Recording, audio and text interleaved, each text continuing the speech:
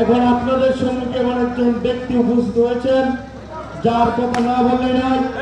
এই স্কুলের সাবেক ছাত্র, আমাদের টুকুর ছাত্র নেতা কারারুদ্ধ, কিন্তু জেলখানে নাই। আমাদের সুনামধন্য মুজিবুর রহমান আমাদের মধ্যে এসে উপস্থিত হয়েছেন।